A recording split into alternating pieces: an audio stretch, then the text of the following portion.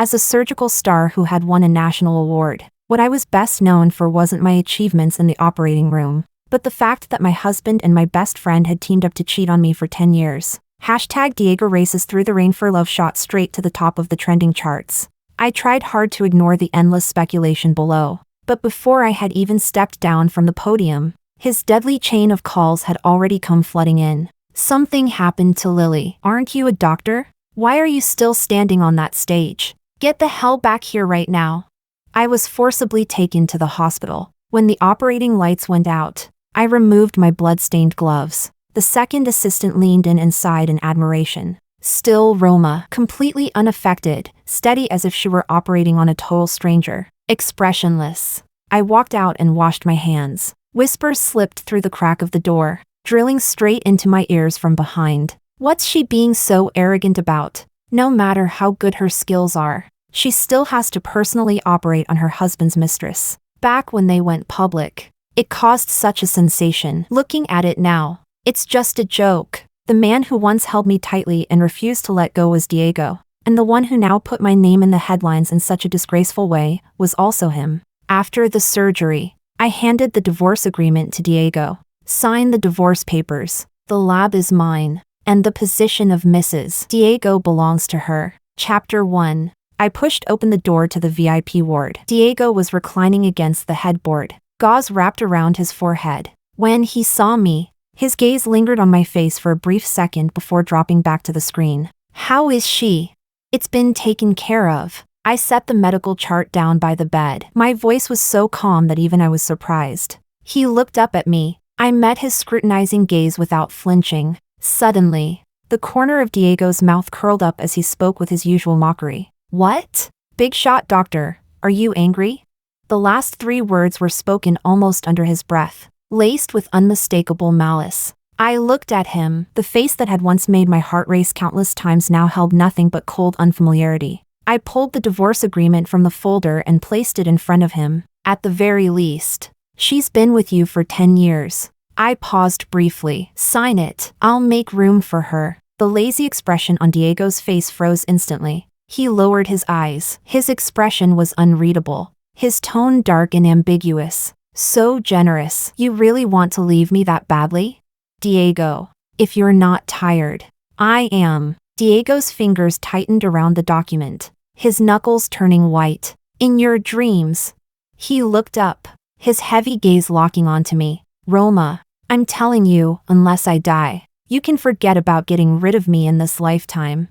With a harsh ripping sound, the white pages were torn to shreds in his hands. They fluttered down, scattering across the floor. It looked exactly like that snowfall from many years ago. Back then, he had knelt in the snow and said, Roma, I'll treat you well for the rest of my life. But ever since a visit to the cemetery, when he accidentally learned my adoptive father's former name, everything changed. Roma, do you know who stole my sister back then? It was Nestor. The unexpected revelation struck me dizzy. Looking at the hatred in his eyes, I was left speechless. After that, I never saw him again. I went to his company, only to be stopped by his secretary again and again. His mother had never liked me to begin with. She directly threw me out. For a time, the entire city was watching my humiliation. Still, I refused to give up, until the day I pushed open the door to our marital home and saw him entangled with my best friend. In that instant, my world collapsed. Diego, of all people, why her? You know she's my best friend. Like a madwoman, I rushed forward. My nails raked across his arm, leaving bloody scratches. In a panic, Lilly shoved me hard.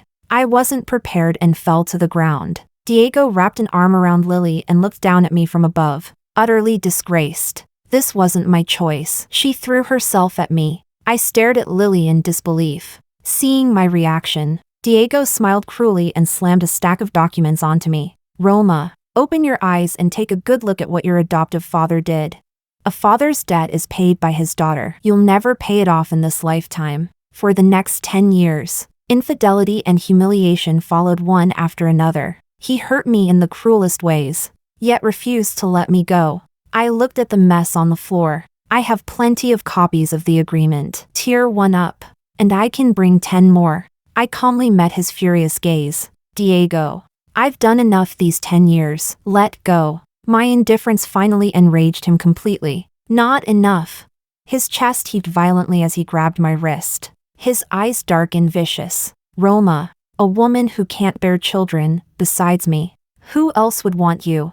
Chapter 2. The words had barely left his mouth when Diego froze. When he saw my face turn deathly pale all of a sudden.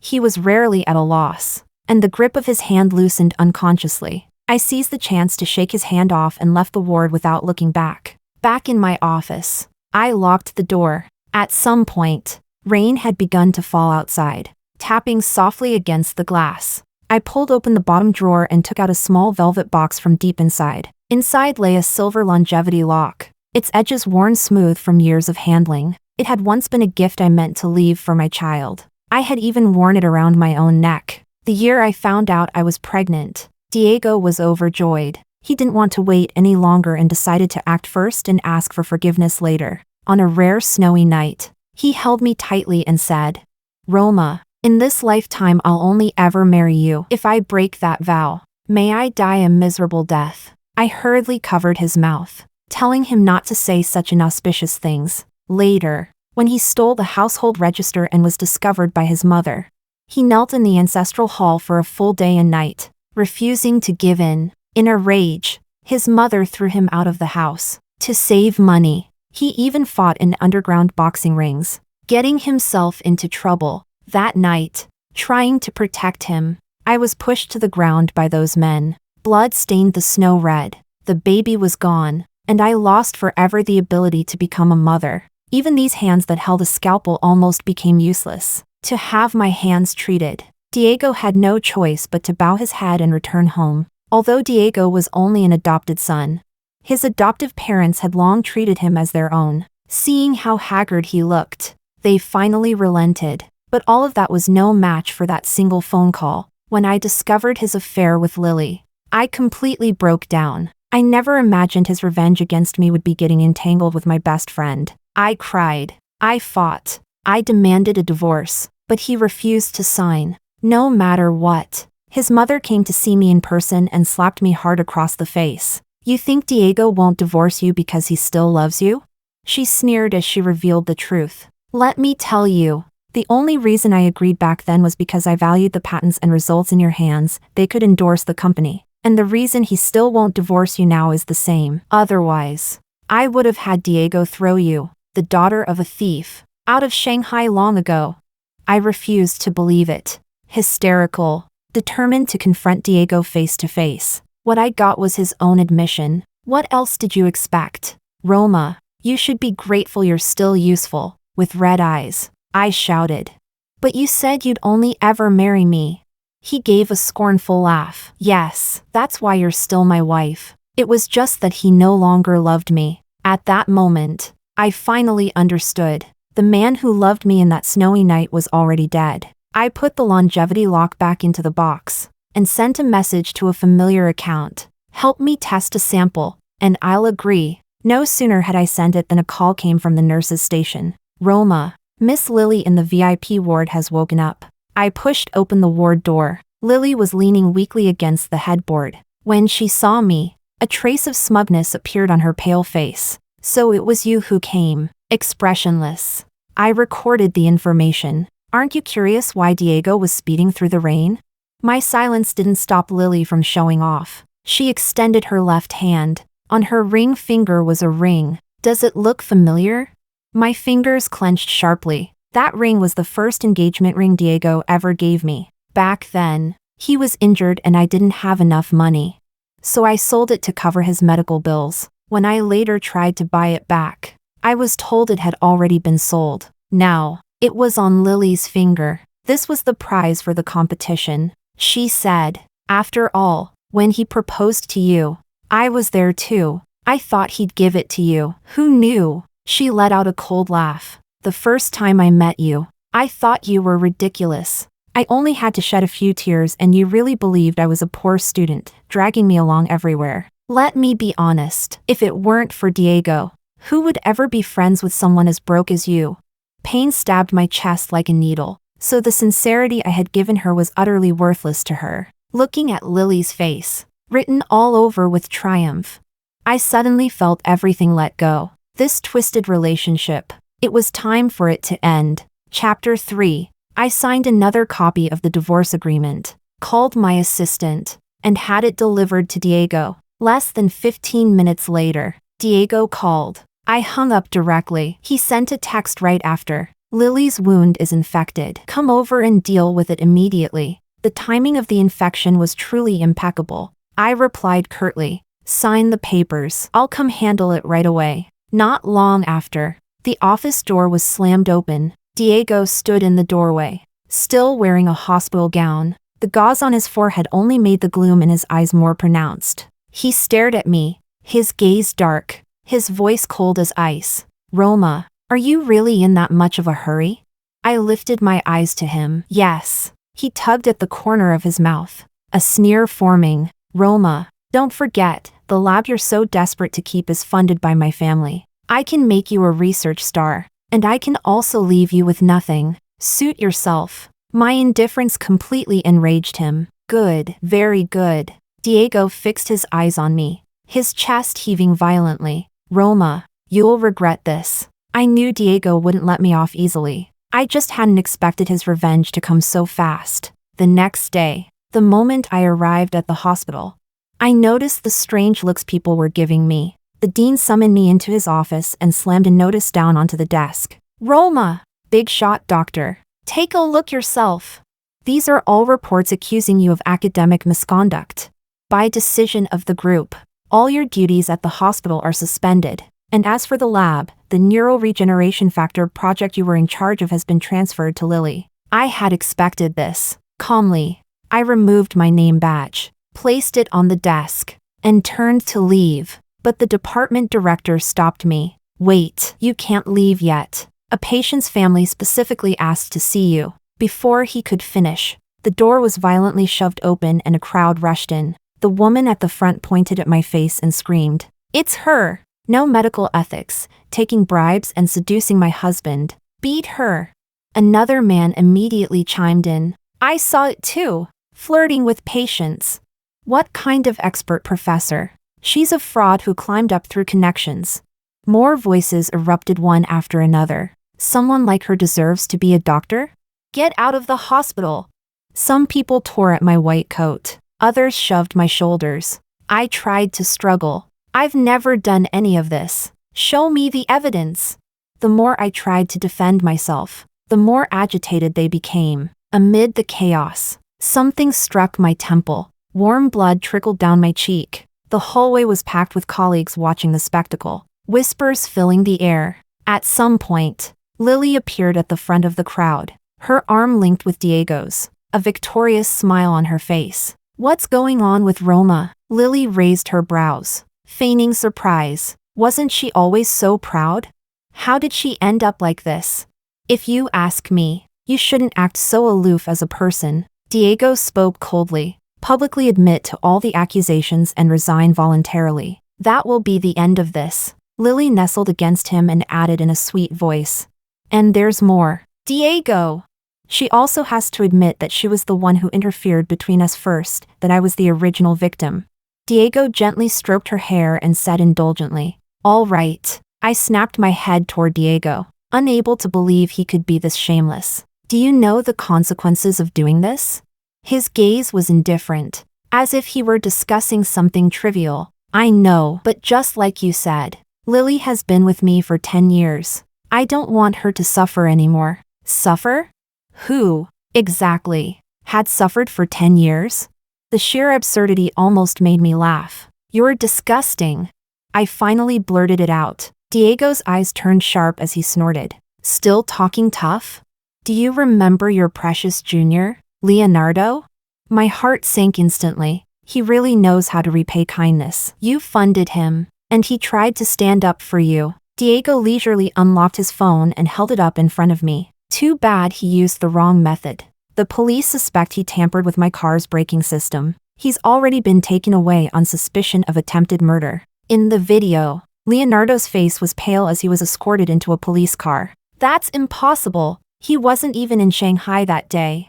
My voice trembled. If I say it was him, then it was him. Diego cut me off, his tone leaving no room for doubt. If you don't want him to go to prison, do exactly what Lilly says. He was still young. He had just managed to make it out of the mountains. His life was only just beginning. If he went to prison, it would all be over. Lilly lifted her chin smugly and said in a condescending tone, "Admitting it isn't enough. I want you to kneel down, kowtow, and apologize." I clenched my fists, my nails digging deep into my palms. Diego spoke flatly. "Leonardo's mother, she's still waiting for money for surgery. Isn't she?" The last bit of strength drained from me, looking at the man and woman before me. All I felt was bone-chilling cold. Fine, I admit it. I closed my eyes, slowly bent my knees, and slammed my forehead against the cold floor tiles. I'm shameless. I fabricated academic results. I interfered in someone else's relationship. Each sentence was followed by another kowtow. Thud, thud. The sound echoed down the corridor. Blood seeped from the wound on my forehead, dripping onto the floor, blooming into vivid red stains. I don't know how long I kept going. My consciousness gradually blurred, just before I collapsed. I thought I heard Diego's panicked voice. Heh, as if that were possible. Chapter 4. When I opened my eyes again, the first thing I saw was the expensive yet icy crystal chandelier in the bedroom. As consciousness returned, a dull ache spread through every limb and bone. My phone screen kept flashing, pushing one horrifying headline after another. The video of me kowtowing and admitting my faults had been exposed from multiple angles. Hashtag surgical master Roma morally tainted Neil Zan apologizes in public. Hashtag 1C National Award winner Nathashamiofti Medical World. Hashtag. The official account of Diego's company publicly issued a statement distancing itself from me. Diego had nailed me to the pillar of shame. I was ruined, completely. All the breakthroughs I had poured my heart and soul into had already been quietly transferred under Diego's company the moment I fell from grace. He drained the last bit of value from me.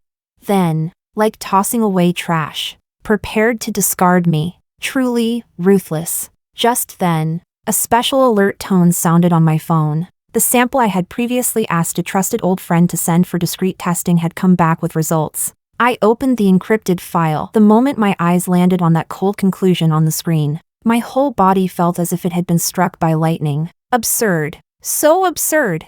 I stared at the screen as if I wanted to carve those words into my pupils. A low, stifled chuckle escaped first, then the laughter grew louder, gradually turning frantic and unhinged, while tears poured out uncontrollably, smearing my face. Crying and laughing at once, I looked like a madwoman. So it turned out my 20-plus years of life, from beginning to end, had been a ridiculous, outrageous joke. The door was suddenly flung open. Diego stood in the doorway against the light, tall and imposing, his silhouette radiating oppressive pressure. Seeing my tear-streaked face and hollow eyes, his brows knit slightly as he strode closer, his voice giving away nothing. "You saw what's online?" He let out a soft sigh. "I told you, if you behave, stop talking about divorce, and stay put as my wife, I can step in and clear things up for you." I lifted tear-blurred eyes. In my hazy vision was the hard outline of his face. Clear things up? At this point, did he really think I would still believe that kind of bullshit? I forced a smile uglier than crying. "Diego, do you think I still care about any of this now?" I pushed myself up on trembling legs and forced myself to meet his gaze. "I'm disgraced. Everyone's out for my blood. A high and mighty family like yours doesn't need a wife as filthy as this. Does it? Diego, sign it. Divorce." Diego's expression sank instantly, fury churning in his eyes. "Roma, you are unbelievably stubborn." "Then what?" I sneered, my tone edged with ice. "Do you expect me to stay here and work like a beast for your family's research, only for you to slap my achievements onto Lilly's name like they belong to her?" I watched his pupils tighten sharply. A twisted satisfaction rose in my chest, and I deliberately stabbed at him with words. "Diego, you keep refusing to sign, doing everything you can to stop me from leaving. Don't tell me you still like me?" He fell silent, those eyes that always brimmed with mockery and frost flashed with a trace of pain. So fast I nearly thought I'd imagined it. But that brief silence, to me, only confirmed the most ridiculous possibility. I could no longer suppress the nausea churning inside my chest. I pointed at the door, my voice hoarse. Get out! Get the hell out! Over the next few days, I was effectively kept under house arrest in this gorgeous cage. Diego still refused to divorce me. Finally, his mother could no longer sit still. She barged into my room, her well-maintained face filled with undisguised bitterness and disgust. Roma, that father of yours who deserves to be cut into 1,000 pieces stole my Bianca. How do you still have the nerve to stay here? Why don't you just go die?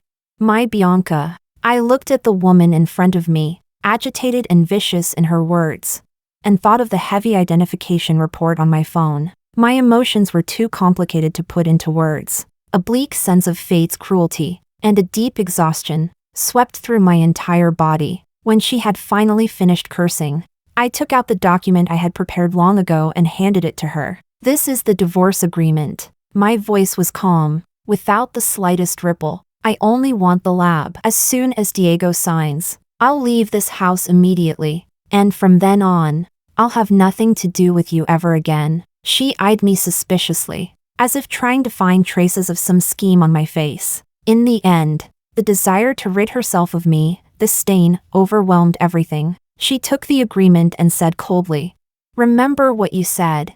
Chapter 5. That very afternoon, the signed divorce agreement was delivered into my hands. After forwarding it to my lawyer, I began packing. I didn't have many belongings, just a few everyday clothes and some personal items. At last, my gaze fell on the velvet box in the wardrobe. I opened it. Inside lay an old longevity lock, its patterns ancient and worn smooth with age. That was the only thing my so-called adoptive father had left me. He said it had been hanging around my neck when he found me. I let out a mocking laugh, casually tossed it into the suitcase, and snapped it shut, dragging the suitcase. I had just reached the bedroom door, when it was suddenly slammed open with a loud bang. Diego stood in the doorway, livid with rage. Lilly behind him, her face deathly pale. Roma! Diego's eyes were vicious as he grabbed my chin in a brutal grip. What exactly did you put in Lily's medication? She just had a heart attack. She nearly didn't make it. How can you be so vicious? Lilly leaned weakly against him, tears brimming in her eyes as she looked at me, her voice trembling with sobs. Roma, I know you hate me, but how could you tamper with my medicine? That was life-saving medication. I froze, then instantly understood. This was yet another trap Lilly had staged herself. I wanted to defend myself, but when I saw the unquestioning hatred in Diego's eyes, all words clogged in my throat, leaving only icy despair. It wasn't me, my voice was hoarse, still trying to argue. For someone who calls herself a doctor, those hands of yours only harm people. Diego flung me aside violently and barked toward the door. Get in here! Ruin her hands for me. Two tall bodyguards responded immediately, striding toward me. My emotions surged like a tsunami. I wrenched myself free before their grip fully tightened and staggered backward toward the adjoining balcony. In the chaos, the suitcase was knocked over, its contents spilling across the floor. Stop! What do you think you're doing? Diego's mother's voice suddenly rang out from the doorway. She had clearly rushed over after hearing the commotion. Her gaze swept across the scattered mess, then abruptly locked onto the longevity lock that had rolled out. Her whole body jolted, her face turned deathly white. With trembling hands, she picked up the lock when she saw the words engraved on the back. Her eyes widened in terror. She snapped her gaze up and stared at me, as if seeing my face clearly for the first time. Stop! Stop right now! That is my Bianca! She screamed shrilly, her voice filled with an unprecedented panic. But it was already too late. Using the last of my strength, I climbed over the balcony railing and stood at the perilous edge. The night wind whipped my disheveled hair. Far below lay the distant, icy ground.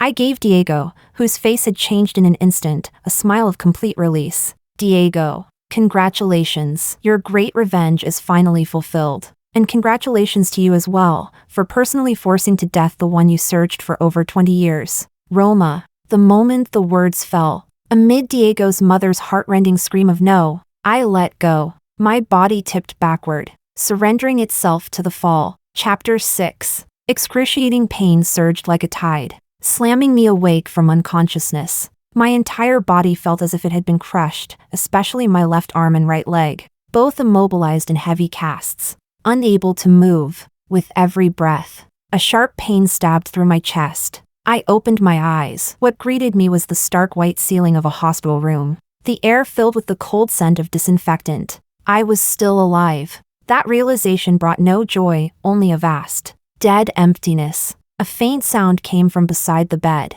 With great effort, I turned my head and met a pair of bloodshot eyes, sunken deep into their sockets. It was Diego. He was sitting on the chair by the bed, leaning forward, always immaculate. He now looked disheveled, his suit wrinkled, his tie loose, stubble shadowing his jaw, making him appear haggard and defeated. When he saw me wake up, his pupils shrank sharply, his cracked lips trembled, his voice hoarse, nearly breaking. "Roma, you're awake." Gone were the usual coldness and mockery in his eyes. In their place was an almost greedy gaze, tangled with an indescribably complex emotion. He instinctively reached out, as if to touch me, his movement cautious, tentative, filled with an unfamiliar humility. I didn't move. I simply looked at him, my eyes hollow, without a ripple of emotion. My bandaged wrist lay tucked by the edge of the blanket. Just as his fingertips were about to reach me,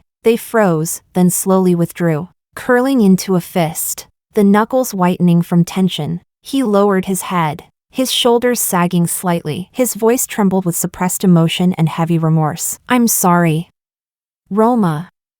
I'm sorry." He repeated it, yet seemed unable to find any other words, only labored. Painful breathing remained. I closed my eyes and stopped looking at him. The hospital room sank into a suffocating silence. After an unknown amount of time, the door opened softly. Diego's mother walked in. Her steps were no longer as composed as before, hesitation evident in her movements. She stopped by the bed, looking at me with grief etched across her face. "Bianca," she began, but upon meeting my gaze, she immediately corrected herself. "Roma." She deliberately softened her voice, tinged with sobs. "How are you feeling? Are you in pain anywhere? Tell Mom." I didn't respond. She seemed a little embarrassed, sniffled, then continued. "It's Mom, it's my fault. I shouldn't have stopped you because of the past.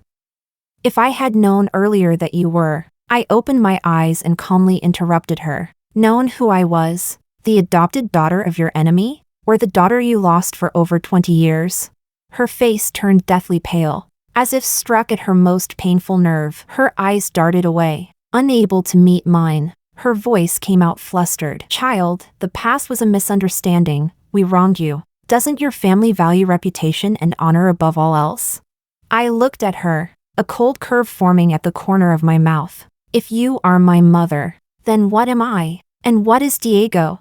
Beside me, Diego's body jolted violently. "Roma, don't say that." My gaze swept over them. My voice was calm and clear, yet lethally sharp. "Brother and sister in name, yet husband and wife for several years. If this gets out, will your family still have a face to show? Wouldn't this be considered incest?"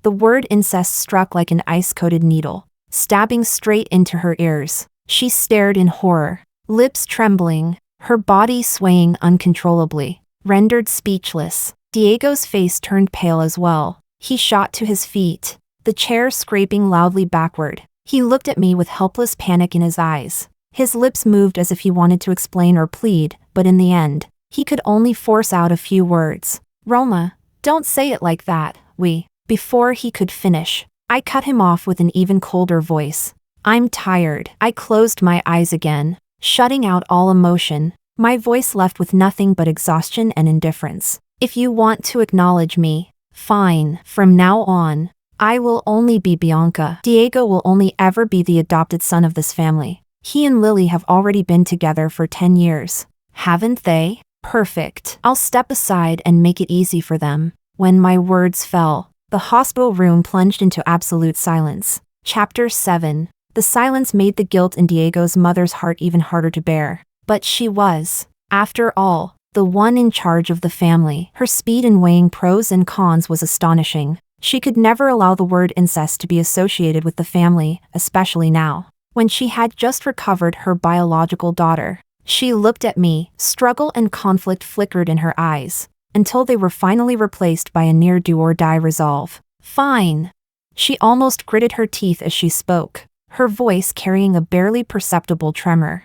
Yet her answer was unmistakably clear. I agree. From now on, you are Bianca, the rightful eldest daughter of our family.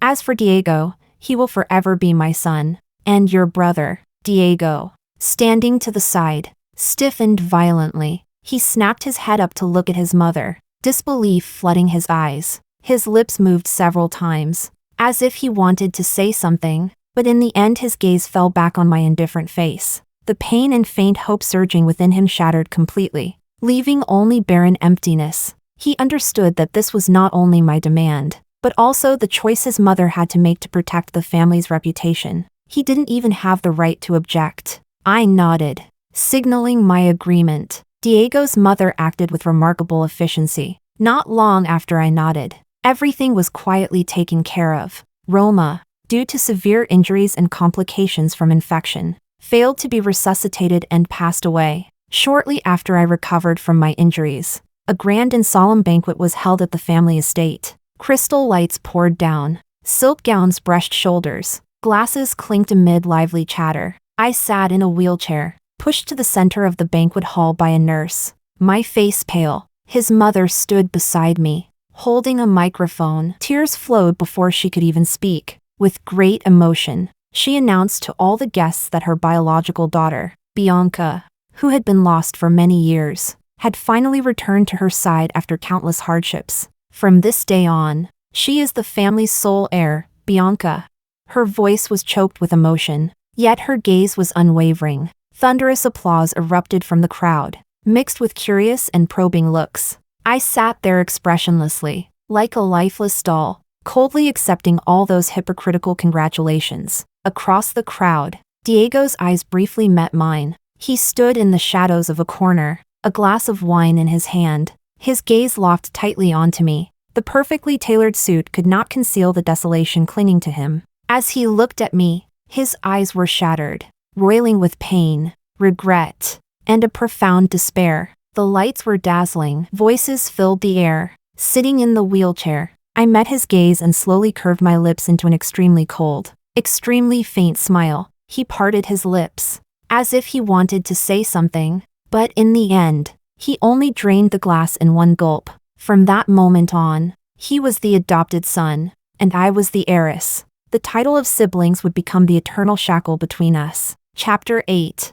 On the 7th day after the banquet ended, I left Shanghai. Mother had everything arranged for me. A private jet, a dedicated nurse. Bianca, this will always be your home. She said it with genuine feeling, full of reluctance, repeatedly urging me to focus on recovering. But how could 10 years of harm and torment be erased so easily? How could 10 years of absence be made up overnight? We both understood without words that we each needed time to adapt to our new roles. I didn't notify Diego of my departure. After the banquet, he deliberately avoided me, afraid that seeing me would remind him that there was no longer any possibility between us. As the plane took off, I looked out the cabin window at the city gradually shrinking below. It felt like leaving behind a vortex that had entangled me for years. My heart was unexpectedly calm. This city, which had carried so much of my love and hatred, finally became a scene behind me. Winter arrived in Zurich earlier than in Shanghai. By early November, the foothills of the Alps were already dusted with light snow, the lake shimmering with a cold blue glow. I moved into a lakeside apartment, so quiet it felt cut off from the world. The apartment was spacious and exquisitely decorated, yet so empty I could hear my own echo. I asked the nurse to place a desk in the corner of the living room and piled it with the latest journals on neurology. My recovery was slower than expected.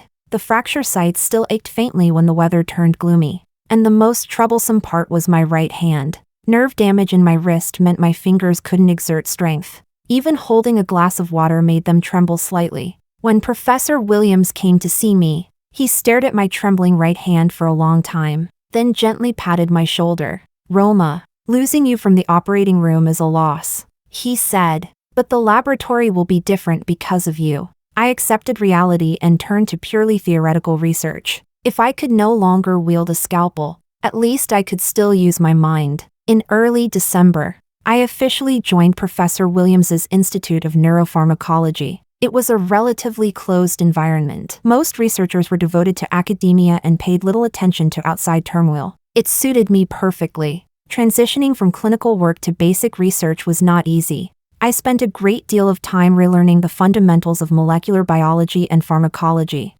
Staying in the lab until late every night, the intense workload left me no time to dwell on the past. Only occasionally, late at night, would old injuries wake me with pain. Fragments of memories would surface uncontrollably. Whenever that happened, I would get up to take a painkiller or continue reading papers, numbing my senses with exhaustion. Time passed in the laboratory. I gradually made progress in this new field, and several papers on neuroregenerative factors began to attract attention. Bianca started to become known within the field. Mother called regularly, her tone cautious, beyond routine concern. She would vaguely mention developments back home. From her hesitant words, I pieced together what had happened after I left. After my departure, Diego became even more gloomy and obsessive. He poured all his energy into work, expanding the family conglomerate's business empire in an almost self-destructive manner. Mother used various means to force him to marry Lilly. She needed the marriage to preserve appearances and cover up the past. But faced with the marriage imposed on him by his adoptive mother, Diego chose the most direct form of resistance. Diego still refuses to come home. She sighed over the phone. Lilly finally became Diego's wife and moved into the mansion. Unfortunately, the marriage she had obtained through every possible means was, from the very beginning, a gilded cage. Diego treated her as if she didn't exist. No shared bedroom, no contact. Not only did he live separately from her, he wouldn't even spare her a glance. Lilly came to see me a few times.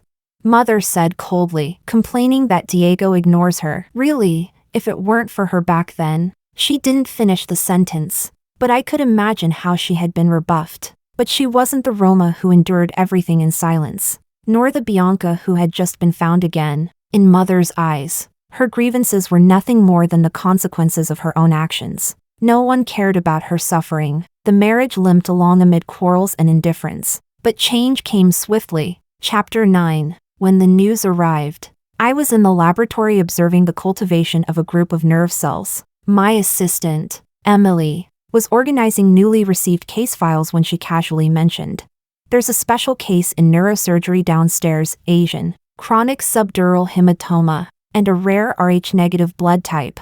The pipette in my hand paused slightly, the culture medium rippling faintly inside the tube. "I heard she's the wife of a wealthy man," Emily continued. "Her husband died in a car accident. How pitiful." I gently set the pipette down and walked to the window. The Research Institute building was connected to the affiliated hospital by a glass skybridge. From my laboratory window, I could see the row of windows belonging to the neurosurgery ward. Sunlight filtered through the glass, casting mottled shadows across the lab floor. "What's the patient's name?" My voice was so calm it surprised even myself. Emily flipped through the records in her hand. "Lilly." The name was like a stone dropped into a still lake, sending ripples through my heart. I stood there, gazing out the window. The Zurich sky was a clear, deep blue. In the distance, the snow-capped peaks of the Alps shimmered with a cold light under the sun. Everything looked so peaceful, so far away. Mother's broken account over the phone came back to me. It had been a rainy night. Diego had rarely returned to the mansion to retrieve some documents, only to be blocked at the door by Lilly, who refused to let him leave. During the argument, Lilly insisted on going to the company with him. Diego reluctantly agreed. Who would have thought that on the road, the two would start arguing again? As they crossed the sea bridge, the car suddenly lost control, broke through the guardrail, and plunged into the ocean. By the time rescuers arrived, Diego had already lost all vital signs. The autopsy report showed that before falling into the water, severe impact had already caused his internal organs to rupture. So that old vow, "If I marry another, may I die a miserable death," had truly come true. Was this a kind of mercy, compared to the torment I endured every second of the past 10 years? Lilly survived by sheer luck, but her injuries were severe. The most troublesome was the chronic subdural hematoma in her brain. Because of her rare blood type and the dangerous location of the hematoma, The local hospital dared not operate lightly. After lying in the ICU for half a month, she was transferred through several hospitals to Europe, and eventually admitted to the affiliated hospital of my institute. Through an internal system, the news found its way to me by sheer coincidence. After work, as if possessed, I walked toward the neurosurgery ward. There was no need to ask. Outside the innermost room stood two Asian men in black suits, their expressions solemn, clearly sent by the family. I stood outside the ward and looked inside through the glass window on the door. Lilly lay on the hospital bed, her head wrapped in thick bandages, her face so pale it nearly blended into the white sheets. Various monitoring devices flickered beside her, emitting rhythmic beeping sounds. Her breathing was faint yet steady, as if it could stop at any moment. She was the only person in this world who knew that Bianca was Roma, and also one of the people who had pushed me into the abyss. Now she lay here, her fate uncertain between life and death. And Diego, the man who once swore to love me for a lifetime, had already turned to ashes. I recalled the last time I saw Diego. He had stood in the shadows of the ward, his eyes shattered, words on the tip of his tongue yet unspoken. Now, even that figure had become a permanent thing of the past. The steady beeping of the monitors echoed through the corridor, like a countdown set by fate. I quietly watched Lilly inside the ward, a strange calm rising within me. The gears of destiny had turned this far. Perhaps everything was finally meant to come to an end. Chapter 10. I looked at the medical chart in my hands. Those cold numbers and waveforms faithfully recorded the slow process of her approaching the end. Chronic subdural hematoma. It was once a condition I had been most confident in treating, one of the surgeries I mastered best. Yet now, these hands once praised as the hands of God could barely hold a pen, let alone a scalpel. We had destroyed each other. Mutual ruin. No winners. The situation isn't optimistic. Professor Williams had appeared beside me without my noticing, his gaze also fixed on the patient room. The hematoma is too deep, and the compression has lasted too long. Even with surgery, the success rate is less than 10%. I gave a soft hum in response. The familiar dull ache spread through my right wrist, my fingertips trembling slightly. I heard she's from your hometown, the professor said, turning to look at me. Do you know her?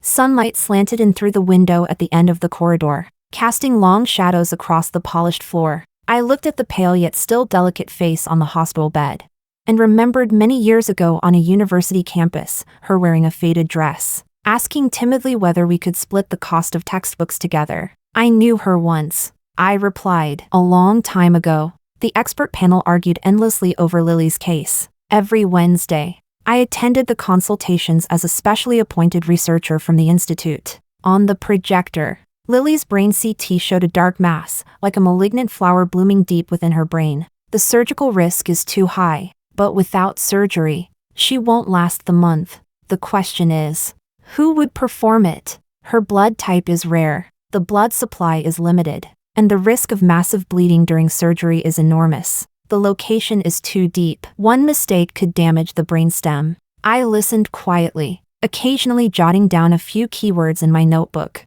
Holding the pen with my right hand was still difficult. My handwriting was crooked, no longer the neat precision it once had. Sometimes I wondered if my hand hadn't been ruined. If I were still the Roma standing at the operating table, would I pick up the scalpel and save the woman who had destroyed my life?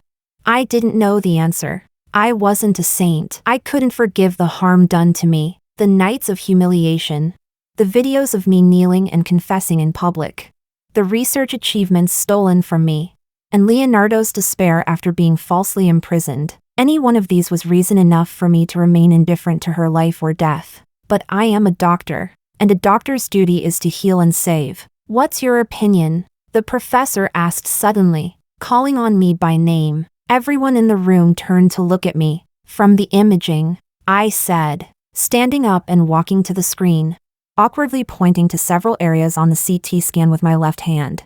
The hematoma has already caused irreversible damage to the surrounding brain tissue. Even if surgery successfully removes the hematoma, the patient is highly likely to enter a permanent vegetative state. The conference room fell into silence. So what do you recommend? A senior surgeon asked. I haven't performed surgery in a long time, I said, shaking my head slightly. I'm only offering reference from a basic medical perspective. Winter in Zurich was bitterly cold, fine droplets of condensation forming on the glass. After the meeting, I stood alone on the skybridge, looking down at the windows of the neurosurgery ward below. My phone vibrated. It was an email from my mother. Since Diego's funeral, she had contacted me almost every day, her tone growing more humble each time. Bianca, Diego's funeral is over. Many people came, but he would have hated the noise. I buried him at Shishan Cemetery. It's quiet there, overlooking the whole city.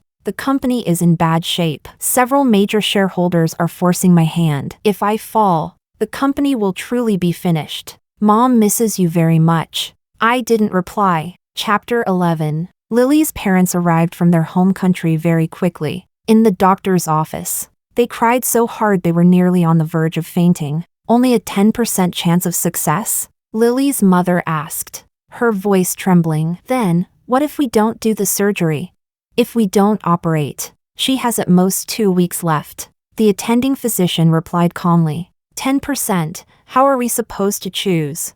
Her father clutched his head and squatted down on the floor. I stood outside the office, watching the scene through the crack in the door. Once upon a time, my adoptive father had crouched in a hospital corridor just like this, worrying over exorbitant medical bills. I had just been admitted to medical school back then, swearing solemnly that I would one day cure his illness. Fate was cruel. In the end, he died because he could not afford treatment. And he turned out to be the very person who had taken me away and altered my entire life. Doctor?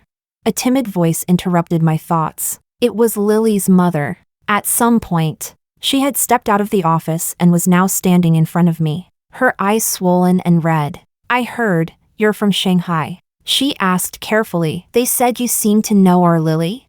I looked at her tear-streaked face. It resembled Lily's by 7 parts out of 10. But bore the marks of time and hardship. I've heard of her, I said, avoiding specifics. Lily, she used to say on the phone that her best friend was an exceptionally capable doctor. She choked on her sobs. If that doctor were here, would there be a way to save her? My heart clenched violently. There was a time when Lily truly took pride in me. Back in college, she would always introduce me proudly to others. This is Roma, the genius of our medical school. She'll become the greatest surgeon someday. When did admiration turn into jealousy, and friendship into hatred?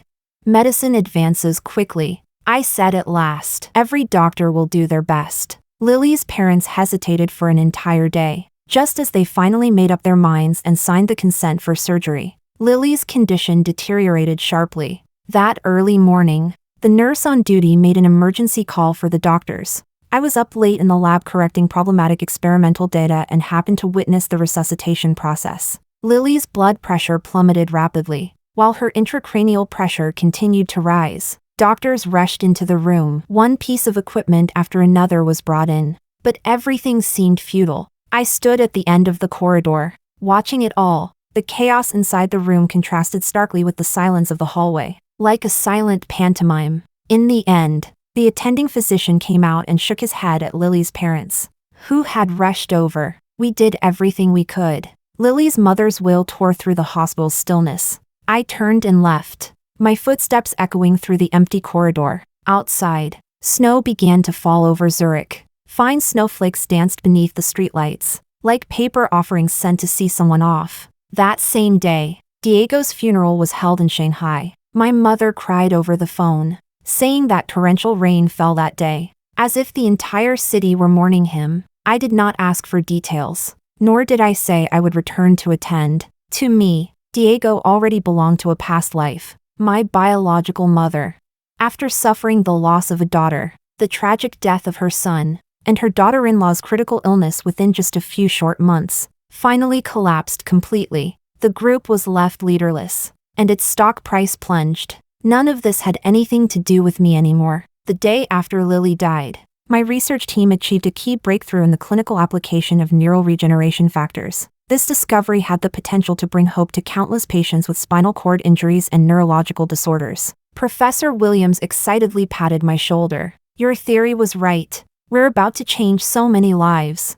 The laboratory erupted in cheers. Colleagues popped champagne to celebrate. I smiled and accepted their congratulations. Yet my heart was extraordinarily calm. Perhaps this was fate's compensation to me. It took away my ability to wield a scalpel, but gave me the chance to push an entire field forward. That evening, I received an encrypted email from the group's chief legal counsel, Ms. Bianca. According to Mr. Diego's will, you will inherit all of his personal assets, including an 18.5% stake in the group. At the same time, your mother has entrusted all of her shares to you for management. You now hold a total of 41.2% of the group's shares, making you the largest shareholder. Given the current crisis facing the group, your return to take charge is urgently required. Sincerely. I stared at the numbers on the screen and let out a soft laugh. Diego, even in death, you still refuse to leave me alone. Outside, the snow continued to fall, blanketing the entire city, as if trying to bury all filth and pain beneath its pure white surface. But I knew that when spring came, the snow would melt, the scars would resurface, and life would still have to go on. My fingers lightly brushed over that familiar surname on the screen. Then I moved the cursor and clicked close.